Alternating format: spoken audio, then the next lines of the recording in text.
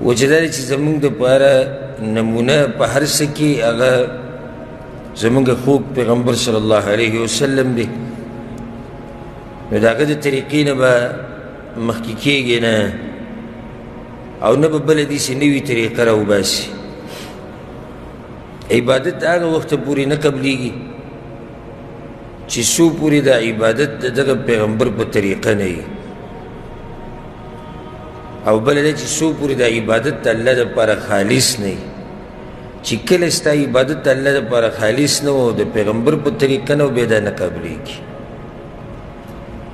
نو په دې باب کې موږ یو څو حدیثونه بیان کړي وو چې د هغې نه دا خبره واضحه شوې وه چې پیغمبر صلی الله علیه وسلم به څو رکاته لمونځ کوو او په څه طریقه به یې کوو، او بعض حدیثونه نور هم پاتې دي. اخرنی حدیث موږ د عبدالله ابن عباس رضی الله عنهما بیان کړی چې پیغمبر صلی الله علیه وسلم د شپې پریوتو، اوده شو، بیا راپاڅېدو، مسواک یې وکړو، اودس یې وکړو، د سورة العمران د اخرني آیتونه یې ووی، او بیا یې 2 رکاته وکړو ښه اوږده، بیا اوده شو، بیا راپاڅېد، بیا مسواک و، بیا اودس وکړو، بیا یې دغه آیتونه ووی، بیا یې 2 رکاته وکړو، او 3 پېرې داسې دا کار وکړو، 6 رکاته لمونځ پیغمبر صلی الله علیه وسلم وکړو، ثم اوتر ب3، او بیا 3 رکاته ویتر یې وکړو. نو کله به پیغمبر صلی الله علیه وسلم د شپې 9 رکاته لمونځ کوو په دې طریقې سره، 2 رکاته به وکړو، سلام به وګرځو، او بیا به 3 رکاته ویتر وکړو. دا د پیغمبر صلی الله علیه وسلم یو طریقه ده. د هغې نه بعد حدیث دی وعن زید ابن خالد الجهني رضی الله عنه. زید ابن خالد وی چې ما یو پیر دا خبره کړې وه، لأرمقن صلاة رسول الله صلی الله علیه وسلم اللیله، زه به دا شپه د پیغمبر صلی الله علیه وسلم لمونځ ګورم لازم چې دی په څه طریقه باندې لمونځ کوي. او د دلیل دی په دې باندې چې د صحابه کرامو اهتمام و چې موږ دا خبره معلومه کړو چې پیغمبر به لمونځ په څه طریقه کوو، بل لمونځ نه قبلیږي. ته به دا نه وایې چې زه لمونځ کوم د پلاني امام صاحب په مذهب باندې، او دا لمونځ راته ابۍ ښولی، او دا بابا ښولی، او دا کاکا ښولی، او دا د پلاني ملک مولیان وي، او دا د پلاني ملک نه، دا قصې به شاته غزار کړي. که ته وایې چې ستا لمونځ قبول شي، نو بیا به لمونځ د پیغمبر صلی الله علیه وسلم په طریقې زده کړې. دغه یو لمونځ قابل قبول دی چې هغې ته محمدي لمونځ ویلی کېږي، محمدي لمونځ. ګوره دې صحابي دا اهتمام ولې و؟ ولې ده وایي چې زه به دا شپه د پیغمبر صلی الله علیه وسلم لمونځ ګورم؟ مطلب دی چې زه به وګورم چې هغه څنګه لمونځ کوي، نو بیا به زه هم وکړم. او دا واضحه ده چې دا واقعه د سفر ده، ځکه چې کور کې خو دی پیغمبر صلی الله علیه وسلم نشي لیدی، خو دی په سفر باندې د پیغمبر صلی الله علیه وسلم سره وتلی زید بن خالد.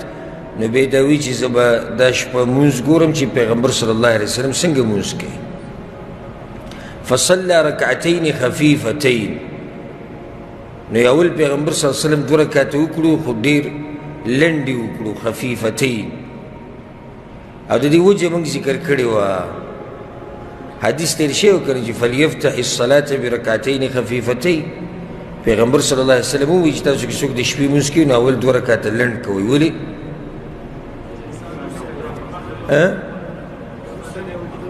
چې د باقي لمونځونو ته برابر شي، نور لمونځونه بیا نور رکعتونه بیا اوږده وکړي. او که د اول نه دی اوږد لمونځ شروع کړي، نو بیا کیدای شي چې سستي به کې راشي یا ستړی شي. پیغمبر صلی الله علیه وسلم 2 رکعته وکړو خفیفتین، ثم صلى ركعتين طويلتين طويلتين طويلتين. بیا پیغمبر صلی الله علیه وسلم 2 رکعته وکړو اوږده اوږده اوږده. صحیح خبردار چې دلته دا معنی نه چې اوږده 2 وکړو بیا اوږده 2 وکړو بیا اوږده، نه، تاکید دپاره وایي ډېر اوږده ډېر اوږده او ډېر اوږدې وکړو. و چې 3 پېرې زید رضی الله عنه وایي چې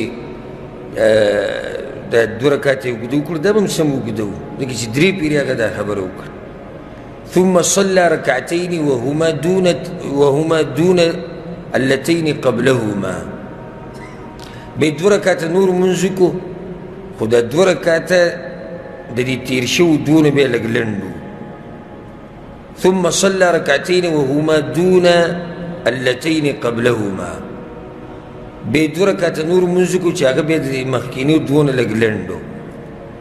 ثم صلى ركعتين وهما دون اللتين قبلهما بیا دوه رکعته لمونځ وکړو چې هغه د مخکینو نه کم و بیا دوه رکعته لمونځ وکړو چې هغه د مخکینو نه کم و ثم اوتر او بیا درې رکعته او بیا ویتر وکړو فذلك 13 رکعه دا څو رکعته شو 14 په صحیح مسلم کې دا حدیث دی 14 رکعت یو طریقه دا موږ ذکر کړې وه طریقې ما ذکر کړې وو دلایل پرې روان دي ښه طریقه څه شو اوس یې شمارئ وی دوه رکعته یې لنډ وکړو بیا دوه رکعته څه وکړو اوږده وکړو څو شو څلور بیا دوه رکعته وکړو چې هغه یې دونه لږ لنډ و شپږ بیا دوه رکعته وکړو چې هغه د هغې نه لږ لنډ و څو اته بیا دوه رکعته وکړو چې هغه د تېر شوو نه لږ لنډ و لس بیا دوه رکعته وکړو چې هغه د تېر شوو نه بیا لږ لنډ و نو څو شو 12 او بیا یو رکعت ویتر فذلك 13 ركعة دا شو 14 رکعت اوس ها پیغمبر صلی الله علیه وسلم 14 رکعت دې سم کړی موږ سره تېر شي ما طریقه تاسو ته بیان کړې وه دوه لس او بیا 3 رکعته ویتر دې سم 14 کې او دې سم 14 رکعته مونځ دي چې دوه کې 12 پورې او بیا یو رکعت ویتر وکړي نو دې کې خو یو دا ثابته شوه چې پیغمبر صلی الله علیه وسلم کله نه کله 14 رکعته مونځ هم کړی او اکثر طریقه څه وه 11 رکعت اکثر طریقه د پیغمبر صلی الله علیه وسلم دا و چې د شپې مونځ به 11 رکعته کوو او کله نه کله به 14 کوو دا به دلیل دی بله چې دا ثابته شو چې یو رکعت ویتر شتي یو رکعت ویتر دا شتي دا روایت امام مسلم رحمه الله راوړی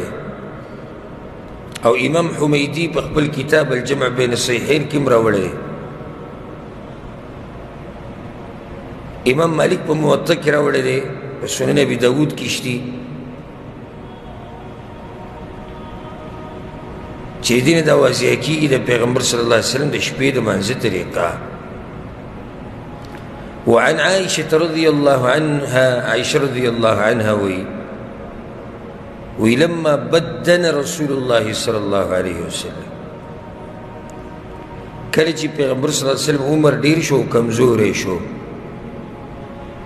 دلته د بدن دا معنی نه چې بدن یې غټ شو غوښې به ډېرې شو نه پیغمبر صلی الله علیه وسلم بدن داسې نه و چې غوښې به ډېرې وي بدن معنی دا چې کله عمر ډیر شو کمزورې شو وثقل او درون شو درون شو معنی د کېناستو پاسېدو نه درنېدو دا مطلب نه چې بدن درون شي د غوښه پې ډېره شي درون دلته په دې معنی سره راځي چې کېناستو پاسېدو کې کمزوری شو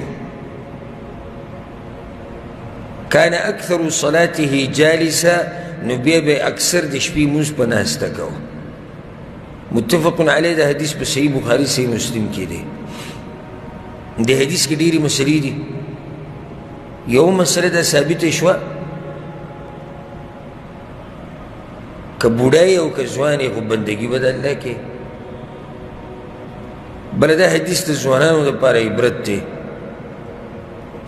نن سبا چې کوم دي لکه پیغمبر صلی الله علیه وسلم ته په ودرېدو کې تکلیف ته نو په ناسته کې خو کوي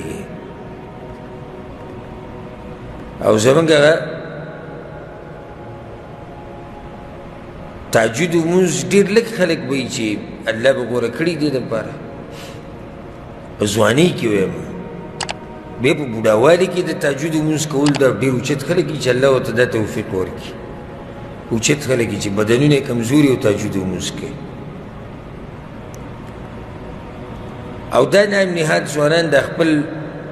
بدن یې بس دغې له ساتلی دی چې خاورو له به یې وړي هلته به یې چینجي خوري چینجو له بدن ساتلی په دې غټ بدن به څه کې چې د الله په بندګۍ کې استعمال نه کړي او په دې ځوانۍ به څه کې چې د الله عبادت پکې ونه کړي. لکه څنګه چې مزدورۍ کې زور ورکړی وي ځواني د مزدورو ورځ ده، نو دغه شان ځواني د عبادت ورځ هم ده، د عبادت وخت یې ځواني. بیا چې بوډا شوې نو بیا به کمزوری. اوس ګوره پیغمبر صلی الله علیه وسلم عمر زیات شو بیا به په ناسته لمونځ کوو، خو الله دغه سړي له اجر ورکوي چې مخکې کړي. لکه یو حدیث کې دا راځي چې یو سړی روغي او په خپل ځي او یو عمل کوي، سبا له دې بیمار شو یا په سفر شو دغه کار یې ونه کړو، الله ورله بیا هم دغه اجر ورکوي. لکه یو سړی دی په ځوانۍ کې تهجد کول، بیمار شو داسې بیمار شو چې د تهجدو نه بلکل ووتو، یا بوډا شو یا پې بیماري راله په هسپتال کې داخل دی بېهوشه دی، داسې ووایي په هسپتال کې داخل دی بېهوشه دی، دی پروت بېهوشه دی او اجر ورته تهجدو میلاویږي. ځکه چې هلته دی چې روغ نو کول به یې کله چې برابر وکول وي، سړی په سفر دی نشي کولی او په کور کې به یې کول اجر ورته میلاویږي. نو دا خو د هغه بوډا او د هغه کمزوري خبره ده چې هغه په ځوانۍ کې کړي که نه د عبادتونه. او چې ځواني سړی ټوله دنیا دپاره تېره کړي او په آخر کې چې ټوخي سره اودس ماتېږي بیا یې جومات په اولني صف کې جنماز واچي او بیا د زی دپاره جګړې کوي روزانه، دا ځای زما دی او دا ځای زما دی. موږ دا نه وایو چې بوډاوالي کې عبادت نشته، بوډاوالي کې هم عبادت شته. نو اوس تا خواهشات ختم شوي دي، زور دی د بدن نه وتی دی، کور کې د سره چا طبیعت نه لګي، جومات کې پروت دی. پته به ستا نه لګېدلی وي چې ته په ځوانۍ کې وې، خواهشات دې وې، زور دې وې، مال در سره وې او تا د دې هر څه باوجود د الله بندګي کوله، بیا دغه بندګي د الله ډېره خوښه ده. لکه د یو نیم سړی څه چل کوي، داسې مثال ډېره کې ناست دی او تنګ شوی دی، راغی چې وایي زه به درس واورم، صحیح ده، په دې باندې الله اجر ورکوي، دې کې څه شک نشته، په دې الله اجر ورکوي، یو عبادت. یو سړی دی چې هغه درس په ټیم کې د هغه څه کار و، یا څه ضرورت ورته راپېښ شو، یا ملګري خوا یې رالو یا بل څه چلو شو او دی بیا هم د الله دین دپاره ټیم وباسي. په دې دواړو کې فرق دی. فرق دا دی چې د دې اول سره داسې څه وو چې دی د دې درس نه منع کوو او بیا هم راغی، او دا دویم خو تنګ شو نو ستا زادولو له راغی، نو په دې دواړو کې فرق دی. ګر که موږ دا نه وایو چې د اولني عبادت نه دی والله اجر نه ورکوي، دا هم عبادت دی، خو عبادت ټول یو شان خو نه وي که نه، یعنې ټول عبادت یو شی. لکه اوس بعض ملګري موږ سره دي او دلته ناست دي، موږ یې پېژنو چې په هغې کې یو زموږ مشر ابو عبدالله دی، ټکسي چلی خو دا ټیم ګاډی ودرېږي هر څه ودرېږي بس درس ته ناست روزانه، حالانکې ټکسي والا ضرورت وي، په هغه باندې د کمپنۍ پیسې، په هغه باندې نور، او دې ګاډی ودرېږي درس ته راځي، دې سړي اجر ډېر په نسبت د هغه سړي چې به راشه مړه نن به ورشو، نن به چکر ولګو. نو په دې دواړو کې فرق دی. خبره مې ټولې دې پورې راواغستې چې دا عبادت کله ته په ځوانۍ کې کې او په هغه وخت کې کې چې کله اسباب د نه کولو ډېري، هغه اسباب چې ته منع کوي هغه ډېري، او ته بیا هم د الله بندګي کې، دغه بندګي بیا د الله ډېره خوښه ده. نو پیغمبر صلی الله علیه وسلم په دغه عمر کې چې بدن یې کمزوری شو، دومره کمزوری شو چې ودرېدی به نه شو. که دا بله فایده یاده کړئ، د پیغمبر صلی الله علیه وسلم مونځ سم مونځ و نو ځکه پکې ودرېدی نه شو. نو زمونږ دا چې کوم مونځونه دي دا به هغه په ناسته نه کوله، تاسو یې زموږ د مانځه په شان لمونځ دا به په ناسته کوو اوس به تاسو واورئ یو روایت را روان دی څنګه د هغه لمونځ دی یو حدیث بعد به تاسو هغه حدیث واورئ د حذیفه بن الیمان رضی الله عنه دغه لمونځونه موږ ته په دې ځواني کې ووایه رپرپی را باندې راشي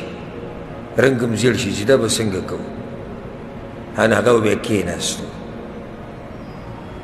د پیغمبر صلی الله علیه وسلم یو طریقه دا و چې د سر نه به یې لمونځ په ناسته کوو او کله به یې داسې کول چې ولاړ به او بیا به کېناستو څومره پورې چې به ودرېدی شو ولاړ به او بیا به کېناستو نو دلته بله مسله یاده کوي نفلي لمونځ په ناسته باندې څه دی جایز دی خو په ناسته چې لمونځ کوي هغه دوه قسمه خلک دي نفلي لمونځ چې په ناسته کوي دوه قسمه خلک دي یو کمزورې عجزه او یو زورور طاقتور زورور او طاقتور چې په ناسته باندې نفلي لمونځ کوي نو د ولاړې د مانځه نیم اجر ورته میلاویږي او کمزورې چې په ناسته لمونځ کوي نو اجر ورته پوره میلاویږي اجر ورته په دې پوره میلاویږي ځکه چې کمزور دی کمزور نه هغه ودرېدو نور عام سړی چې ښه روغ رمټ هم په ناسته لمونځ کولی شي خو حدیث کې دا دي چې د ده اجر د هغه انسان په نیمه دی چې هغه په ولاړه باندې لمونځ کوي د دې نه دا مسله ثابته شوه چې پیغمبر صلی الله علیه وسلم باید د حدیث دلته دې دپاره راوړی دی چې هغه به کله د شپې لمونځ کله چې عمر ډېر شو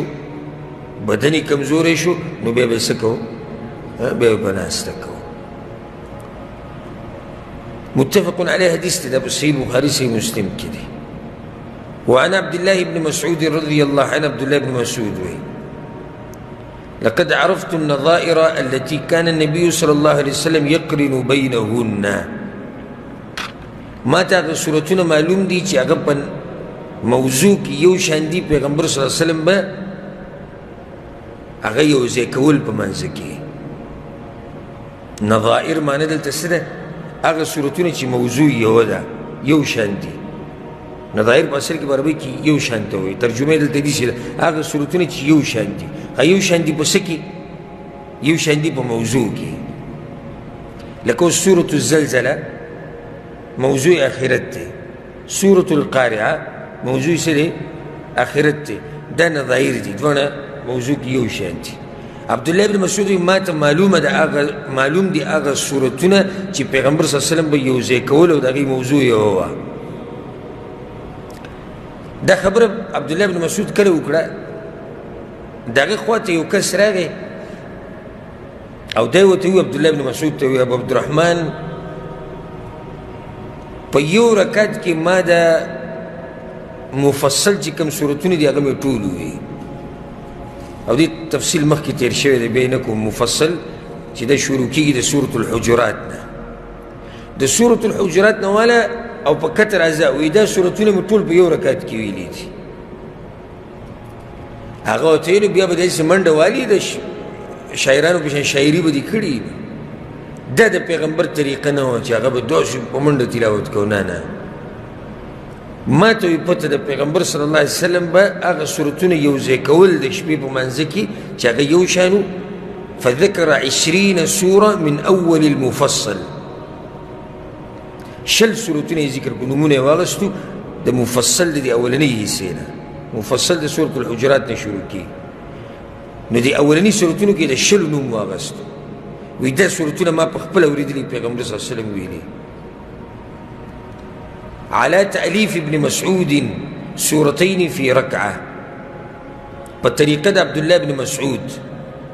دې څه مطلب په طریقه د عبدالله بن مسعود وجه دا ده عبدالله بن مسعود رضی الله عنه سره خپل مصحف خپل قرآن ورسره و او په هغې کې هغه د سورتونه لیکلي وو نو هغه په دې ترتیب باندې نه و دا کوم چې اوس موږ سره دی نو هغه په خپل ترتیب باندې شل سورتونه ذکر کړو لکه صحابه کرامو سره بعض مصحفونه چې خپل وسره لکه علي بن ابي طالب سره یو مصحف او قرآن نو هغه د قرآن د نازلېدو په ترتیب لیکلی و اولنۍ سورت یې لیکلی و سورة العلق اقرأ باسم ربك الذي خلق او بیا بس لیکلی و سورة المدثر او بیا سورة نون والقلم وما يسطرون ځکه دا په دې ترتیب د قرآن نازل شوی نو چې څنګه نازل شوی د هغه لیکلی دی هغه شان عبدالله بن مسعود سره چې دې طریقه لږه جدا وه. سورة الفاتحة بے سورة بقرة بے سورة النساء بے سورة آل عمران او دیسی فرق و پا دی ترتیب کی لکم چو اسمانگ سر دے مصحف عثمانی او پا آغا دا عبداللہ بن مسعود سر چکاو. نو دلتا دا مفصل چکم شل سورتون ذکر کرو دے پا خپل ترتیب ذکر کرو پا دی ترتیب نکم چی منگ سر دے کدا منگ سر کم مصحف دے پا دی ترتیب منگو دا ترتیب ذکر کرے چی سورة الحجرات او بے سورة قاف او ذاریات او الطور او نا دیسی نو دا ترتیب لگ بدلو. سورتین فی رکعہ دو سورت با پیغمبر صلی اللہ علیہ وسلم پہ یو رکعت کی ہوئی. آخرهن دی شلو سورتونو کی آخرینی دو سورتون کم ویلو حامیم الدخان وعم يتساءلون متفق علیہ دا حدیث پہ صحیح بخاری سے مسلم کی دی. اگر شل سورتون ذکر کو فذکر 20 سورة دا شلو پا آخرہ کی کم یو ذکر کو حامیم الدخان سورة الدخان ما تصدیق الترتیب دا عبداللہ بن مسعود لک بدل لے اذا زمان پا مصحف کی دا حامیم الدخان دا غیر مخ کی دا حجرات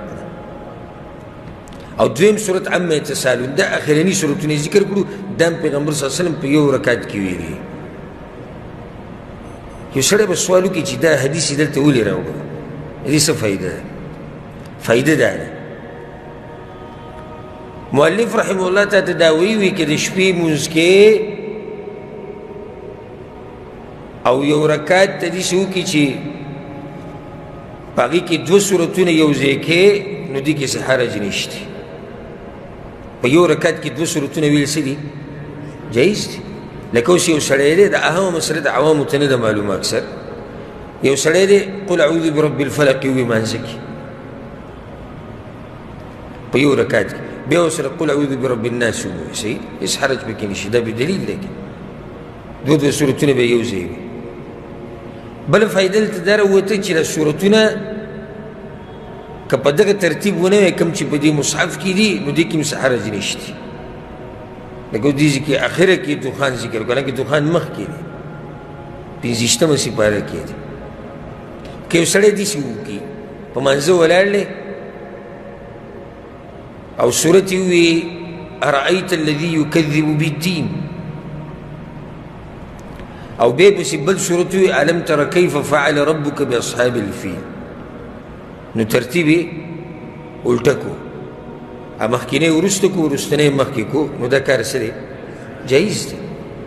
دیکی سے حرج نشتی. دیتا مکروح ویل دی بنس دلیل نشتی دا بے دلیل خبر دا کم فقہاو چی دی کارتا مکروح ویلی. بلا مسئلہ دیزی ندام روتا چی سڑے بکی سوچو کی چی اصل طریقہ خدا دا او چی کوا منگتا خوی شویم دا و واضح دا چی اولانی رکات با دیرو گدو کی بیاو بسرا بلک کم کے و بیا بدا بلک کم کے اکسنگ چی مخی دا پیغمبر صلی اللہ علیہ وسلم طریقم تیرا شو خود دیزی ندا ثابتی گی چی تا دیسیم کولشی چی آخرانی رکات تی دا اولانو نو گدی دیکیم سحرج نشتی. لیکن چی پیو سورت کی حامیم الدخان ویل او سورت النبا پیو رکات کی ویل نو دی کی شک نیشی چی دین مخ کی بدیس رکاتون تیرشوی چاگا بدین لرنی نو بلا مسئلہ دا ثابت شوا چی آخرین رکات دا اولون اگدول دا جائز دی پوشوی تا سو گنا واللہ اعلم. الفصل الثانی که حدیث دی مدا حدیث تا استویخا دی تقول كده پیغمبر صلى الله عليه وسلم ده شبه موجز ده كيسنگو. عن حذيفة رضي الله عنه حذيفة ابن اليمان رضي الله عنه أنه رأى النبي صلى الله عليه وسلم يصلي من الليل پیغمبر صلى الله عليه وسلم ده شبه منسكه وما ولدوا ما حذيفة بقبل إدليه وكان يقول وغبوي الله أكبر ثلاثا د شپې د مونځ او پیغمبر صلی الله علیه وسلم شروع کو نو که تاسو ته یادي پته نشي چې کوم ملګري وبکې تیز ذهن والي الله ورته توفیق ورکړي هغو ته به دا مسله یادي موږ دعاګانې ذکر کړي د استفتاح د سبحانک اللهم په ځای باندې موږ په دې ځای باندې ډېرې دعاګانې ثابتې دي چې بعض صرف د فرضي منځ دپاره دي او بعض د نفلي او د فرضي دپاره دي او بعض صرف د نفلي دپاره دي نو بعض دعاګانې پای کې را روانې دي. یو طریقه د پیغمبر صلی الله علیه وسلم د شپې دا وه چې کله به الله اکبر وکړو الله اکبر نو دعا استفتاح دا کومه چې مشهوره ده سبحانک اللهم یا اللهم باعد بیني یا نوري د دې په ځای به درې پیرې الله اکبر وي الله اکبر الله اکبر الله اکبر ذو الملکوت والجبروت والکبریاء والعظمه لوی دی الله لوی دی الله لوی دی الله هغه الله چې هغه د بادشاهي د زور د غلبې د لویۍ او د عظمت خاوند دی. دې ترجمه ده. بیا به پیغمبر صلی الله علیه وسلم مخکې تلاوت شروع کړو د دعا چاته موږ دې شو درې ځله الله اکبر نه الله اکبر ووایه بیا والکبریاء والعظم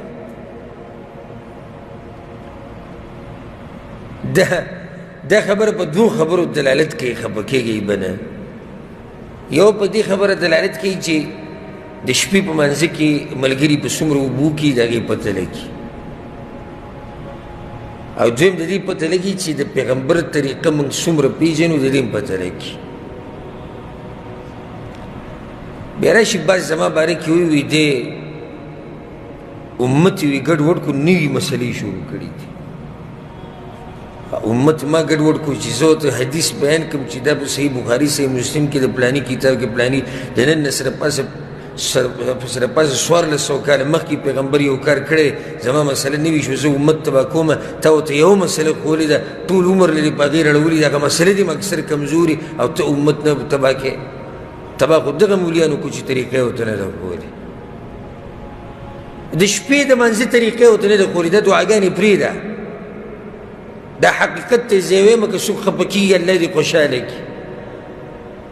او زه ورب الکعبه چې په دې منبر او په دې کرسۍ کښېنم که مې دا سوچي چې خلک به راضي کېږي او که خوشحالېږي او که خفه کېږي به ضرب برابر مې دا سوچ نه ښه ضرب برابر دقه یو سوچ مې چې الله به رانه راضي کېږي او که نه. نو که څوک زما په دې مسلو خوشحالېږي ډېره ښه ده که څوک پرې خفه کېږي الله دې خوشحاله کړي اوس موږ څه وکړو. دا پښتانه د شپې په منځه کې چې څومره تکړه دي او څومره کمزوري دي هغې ما ته پته ده انتهایي من کمزوري و په دې مسله کې. د هغې وجه هم دا دی چې علماو هغه توجه نه ده ورکړې دې مسلې ته. ښه که څوک یې کوي هغه یو طریقه راټینګه کړې ده یا 2 رکعته کوي یا 4 کوي او ډزر ډزر ډزر په آخره کې وتر او ختم بس دا تکړه سړی چې او ډېر لږ دي ډېر لږ دي چې الله پې خاص رحم کړی دی د پیغمبر طریقه ورته معلومه ده دعاګانې او اذکار ورته معلوم دي او د شپې هغه څه نه څه برخه الله له ورکوي اگر که 2 رکعته وکړي 4 وکړي لږې وکړي سهار د دې بانګ نه مخکې دغه ټیم کې وکړي خو کوي یې هغه لږ دي بیا. اوس دا دعا ده یاد یې کړي او ډېره ګرانه ده که نه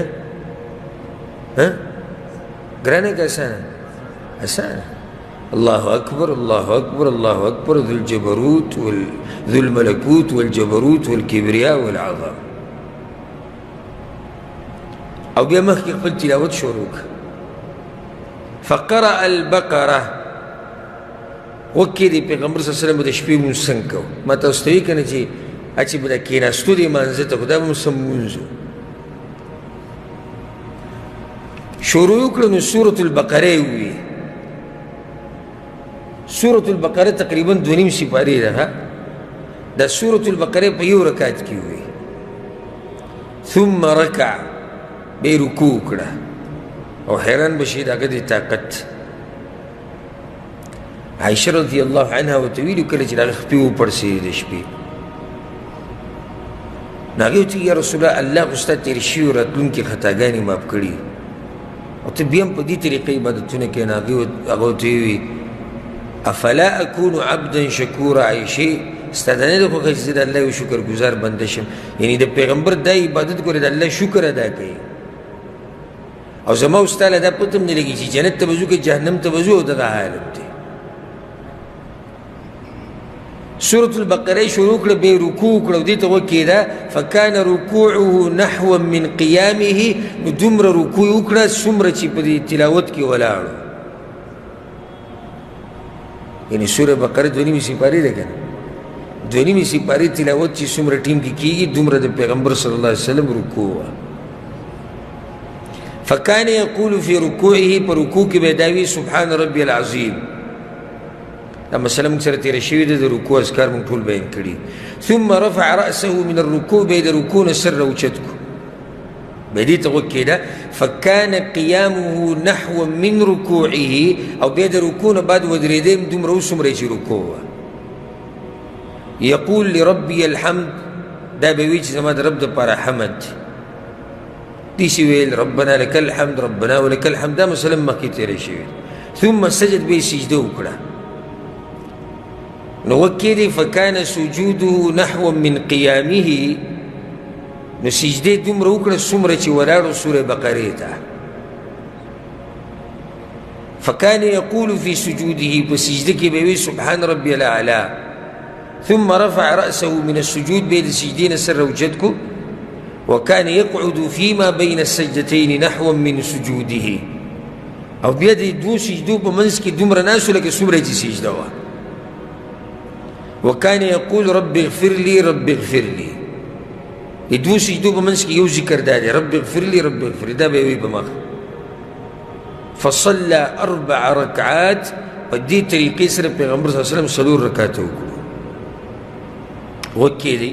قرأ فيهن په دې 4 رکعتونو کې کوم سورتونه ویلي دي البقره وآل عمران والنساء والمائدة والأنعام شك شعبة راوي شك تجرى سورة الأنعام وسروه كانوا رواه أبو داود حديث أبو داود رواه تقريبا وسي باري دا پیغمبر صلی الله علیه وسلم په شپږو رکعاتو کې کړه په 4 رکعاتو کې ویلي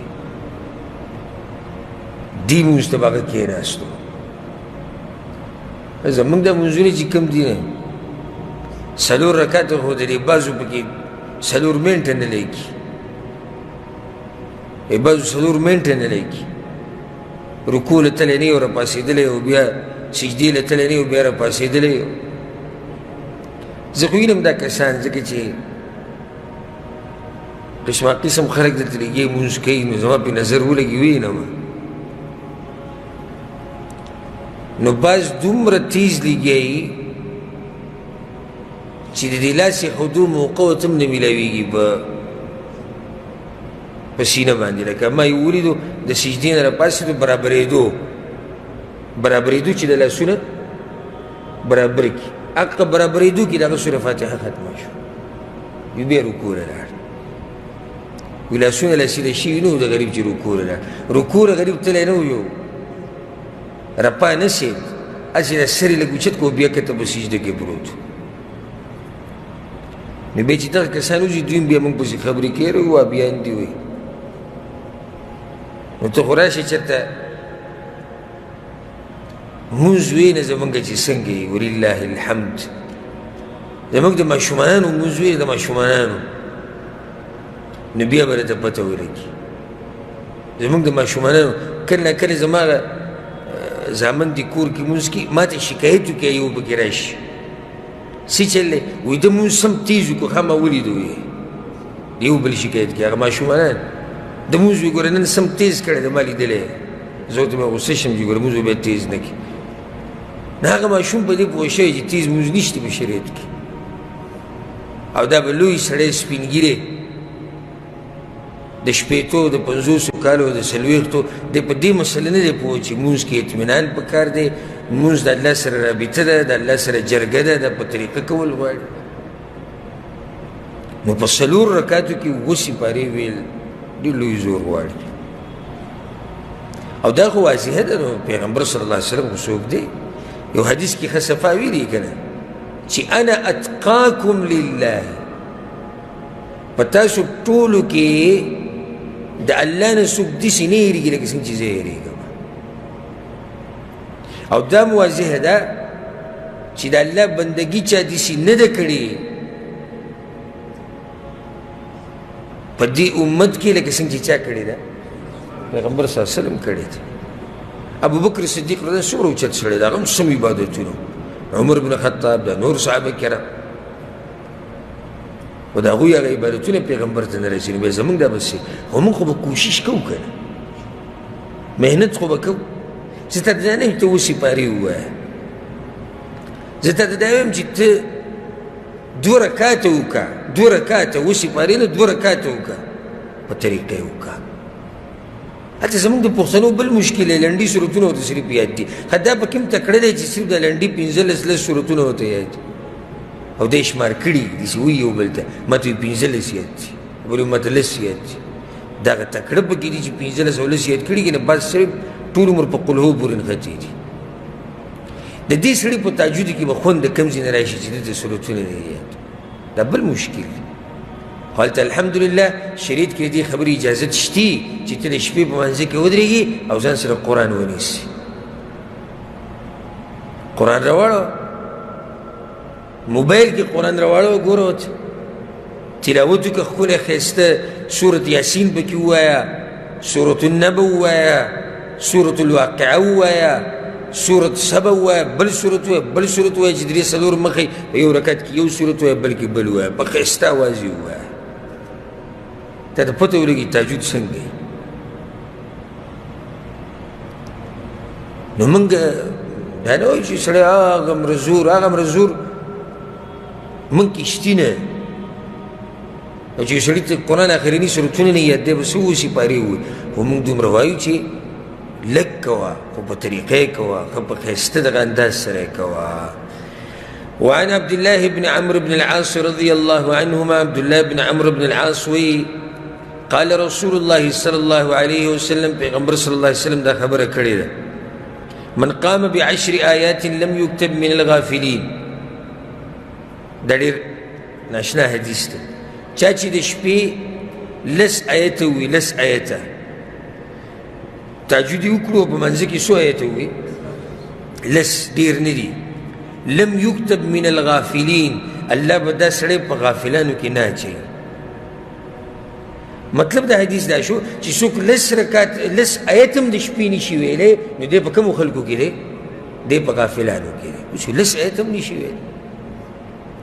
دویمه درجه ومن قام ب100 آیه کتب من القانتین او چا چې د شپې مونځ وکړو 100 آیت یې پکې وي 100 نو دی په هغه خلکو کې ولیکلی شو چې هغه ډېر تابعدار دي د الله او عجزي کوونکي دي الله ته ومن قام ب1000 آیه او چا چې مونځ وکړو 1000 آیت یې پکې وي 1000 آیته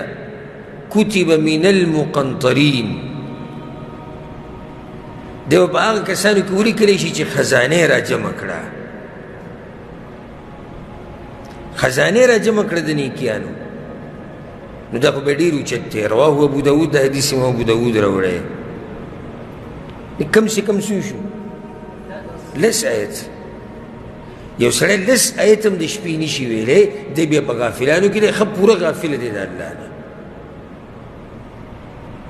وعن ابن عباس رضي الله عنهما عبد الله بن عباس وي نعم وعن ابي هريره رضي الله عنه ابو هريره رضي الله عنه وي كانت قراءة النبي صلى الله عليه وسلم بالليل يرفع طورا ويخفض طورا پیغمبر صلی الله علیه وسلم چې به د شپې تهجد کول نو اواز به یې داسې و چې کله به یې اوچته و کله به یې کمه و کله به یې تیزه و کله به یې روکه و رواه ابو داود د حدیث امام ابو داود رحمه الله راوړی پیغمبر صلی الله علیه وسلم به د حالاتو مطابق اواز اوچته و کمه و که چېرته کمره کې به ورسره څوک و نو بیا به لږ غلی لګیا و که څوک به نه و بیا به یې اواز لږ اوچت کو دا مسلم ګوره ډېر عوامو ته نه ده معلومه چې تهجد چې کله په داسې اواز سره کوي چې اواز دې اوچتي دا جایز دی یو دا او دویم دا چې دې سره مونځ خوند ورکوي دې که خو شک نشي دا خو واضحه ده چې کوم مونځ په زوره ویلی کېږي او تلاوت په زوره کېږي دا سړي له خوند ډېر ورکوي نو د پیغمبر صلی الله علیه وسلم طریقه دا وه کله به اواز رو کو او کله به تیز کو حالاتو مطابق نو ته به هم دغه شان کوې وعن ابن عباس رضي الله عنهما دغه تېر شوی حدیث امام ابو داود رحمه الله راوړی وعن ابن عباس رضي الله عنهما عبد الله بن عباس وی كانت قراءة النبي صلى الله عليه وسلم على قدر ما يسمعه من في الحجرة وهو في البيت رواه ابو داود پیغمبر صلی الله علیه وسلم به د شپې مونځ څنګه کو اواز به څومره عبدالله بن عباس پې ښه پوهېږي ولې پې ښه پوهېږي شپې ورسره کړي عبدالله بن عباس وی پیغمبر صلی الله علیه وسلم به په دننه کوټه کې ولاړو او بهر په منډو کې به اواز اورېدی کېدو په دې طریقې سره به هغه اواز ولاړ به په خپله کوټه کې او بهر چې به څوک په منډو کې ولاړو په صحن کې ولاړو د کور نو هغه ته به اواز راتو وعن ابي قتاده رضي الله عنه ابو قتاده وی ان رسول الله صلى الله عليه وسلم خرج ليله پیغمبر صلی الله علیه وسلم یو شپه راووتو د کور نه دا د پیغمبر صلی الله علیه وسلم طریقه و د شپې به ګرځېدو ولې به ګرځېدو د شپې د ملګرو حالات به معلومول چې د شپې په منځ کې څنګه دي نو سبحان الله څومره مهینو په دې امت باندې چې په هغه وخت کې د مدینې په کوڅو کې په دې توره تیاره کې به د شپې هغه ګرځېدو راګرځېدو فإذا هو بأبي بكر يصلي يخفض من صوته د ابو بکر صدیق رضی الله عنه په کور باندې تیر شو هغه اواز ډېر رو کړی و د مانځه اواز ډېر رو ومر بعمر وهو يصلي رافعا صوته وعمر بن الخطاب باندې تیر شو هغه به زوره لګي فلما اجتمعا عند النبي صلى الله عليه وسلم سهار له چې دواړه رالو پیغمبر صلی الله علیه وسلم خواته نو پیغمبر صلی الله علیه وسلم یا ابا بکر اے ابو بکر مررت بك وانت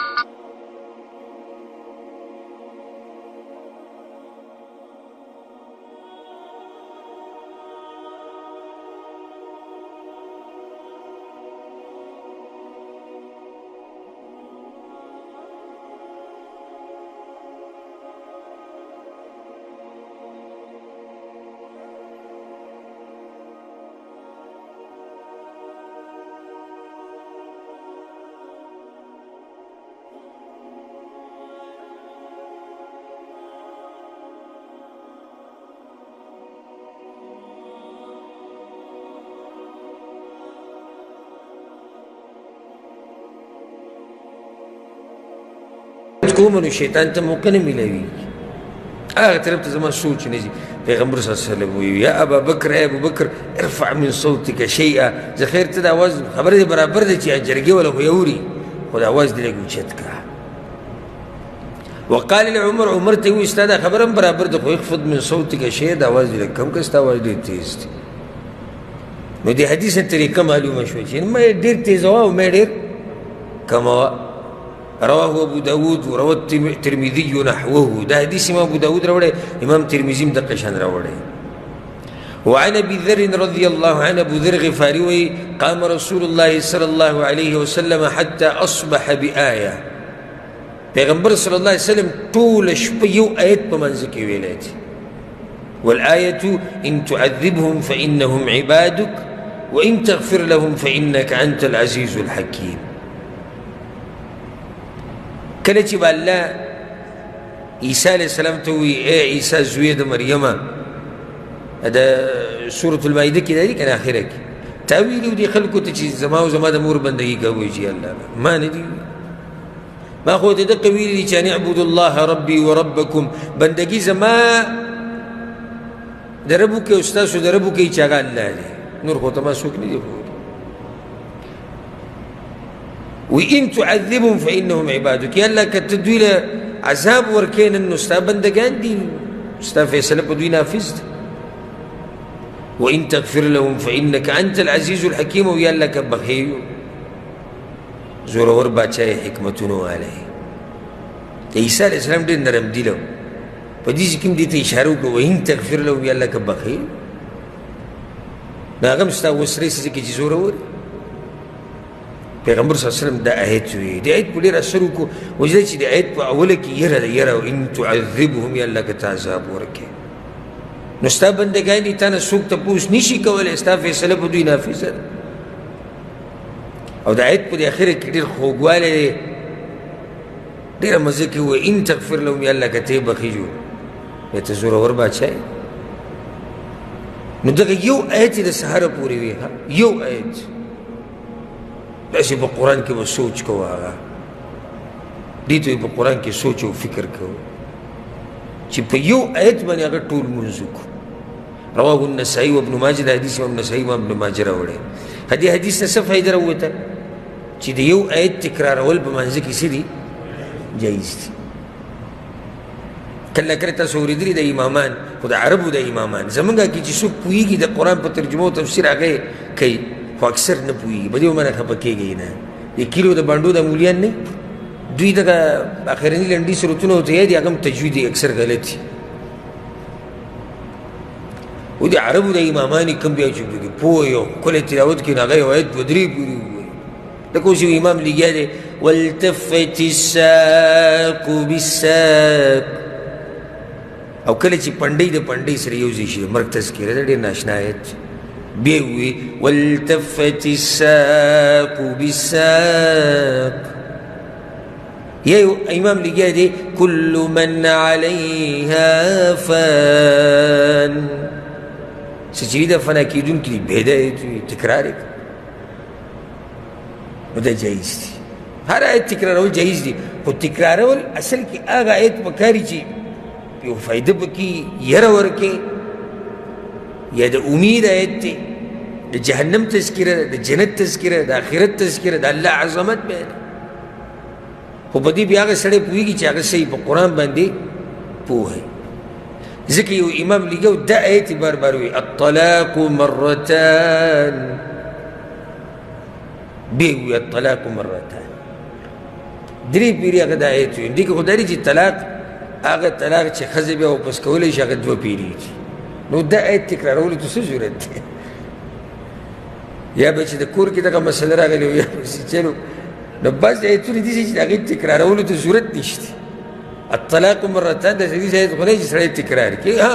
موږ دا نه وایو چې ناروا ده، ګورې د ناروا فتوا موږ نه ده ورکړې، خو هسې داسې وایو چې دا هم پوهه غواړي چې کوم آیت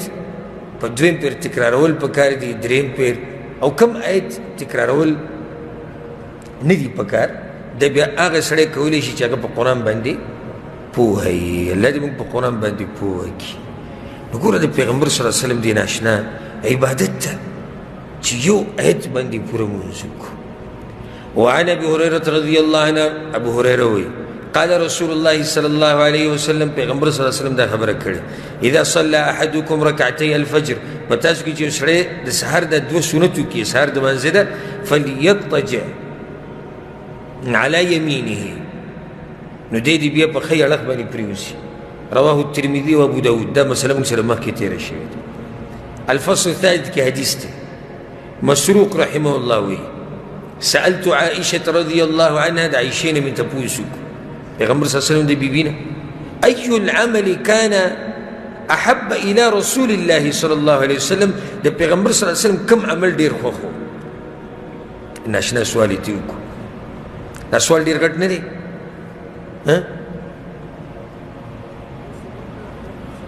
څنګه؟ سوال مختصر دی خو جواب یې ډېر سړی چې اوږد به یې ډېر لکه چې کوم عمل نو هغه ډېر عمل دا خو تپوس هم د چا نه کړی هوښیاره زنانه په زنانو کې هغې وله جواب ورکړو الدائم، به د پیغمبر هغه عمل ډېر خوښ و چې همیشوالی پې وشي. مؤلف دا حدیث راوړی دی د یوې فایدې دپاره وي د شپې لمونځ که کوې نو پرېږده یې مه. پیغمبر صلی الله علیه وسلم خبر شوی چې د عبدالله بن عمرو بن العاص نه دی داسې وخت کې تهجد د لمونځ نه کوو که ووایي بیا یې پرېښود. نو پیغمبر صلی الله علیه وسلم به ناشنا اصلاح کوله وی نعم الرجل ډېر ښه سړی دی عبدالله خو بلکې د شپې لمونځ یې کولی دی نو ډېر ښه سړی دی. هغه وایي چې دغه ټکی مې اورېدلی دی او بیا سا د عبدالله بن عمرو نه ووته خو لمونځ یې بیا نه دی پرېښود. نو یو خو دلته دا فایده شوه. دویم سوال یې ته دا وکړو چې فأي حین کان یقوم من اللیل د شپې به کم ټیم پاسېدو د شپې د لمونځ به یې څه ټیم کوو. هغې ورته کان یقوم اذا سمع الصارخ اواز کوونکي چې به اواز وکړو چغې ویستونکي چې به اواز وکړو بیا به پاسېدو. متفقون علیه د حدیث په صحیح بخاري صحیح مسلم کې نو چغه څه شی وایي بانګي د بانګي په اواز به پاسېدو. دا فایده یې ده کې بانګي سبحان الله الله ورته دا الهام کړې ده طریقه ورته ښولې ده. بانګي درې څلور ټیمه اواز کوي د شپې یو چې نیمه شپه تېره شي دی اواز کوي بلکل لکه ګړۍ چې دی یا ټیمپیس یې لګولی چې څنګه نیمه شپه تېره شي بانګي اواز به اوري. دویم چې کله د شپې د اخرنۍ درېیمه حصه شي دغې کې دی اواز کوي او بیا چې د سحر د اذان ته لږ ټیم پاتې شي دغه ټیم کې اواز کوي او بیا چې د سحر د اذان ټیم شي بیا ډېر اوازونه شروع کړي. نو پیغمبر صلی الله علیه وسلم به دې سره پاسېدو شپې هر حصه کې پیغمبر صلی الله علیه وسلم پاسېدلی او ځکه د دې بانګي خاص فضیلت دی. پیغمبر صلی الله علیه وسلم لا تسبوا الدیک بانګي ته به بدې ردې نه وایئ کنځلې به ورته نه کوئ.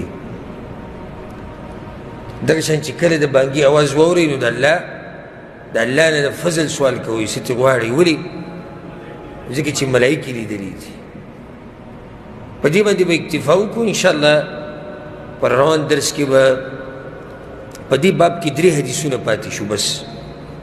پر روان درس کې به دغه پوره کړو. بیا باب دی باب ما یقول اذا قام من اللیل د شپې په منځ کې به کوم اذکار کوي او چې خوب نه راپاڅي کوم اذکار به وایي او چې مونځ ختم کړي بیا به کوم اذکار وایي. نو دا ډېر فایدهمند باب دی انشاءالله. دا بیا پر روان درس کې شروع کوو. الله دې موږ پوه کړي په قرآن او حدیث باندې. هذا والله اعلم وصلى الله وسلم على نبينا محمد وعلى آله وصحبه أجمعين.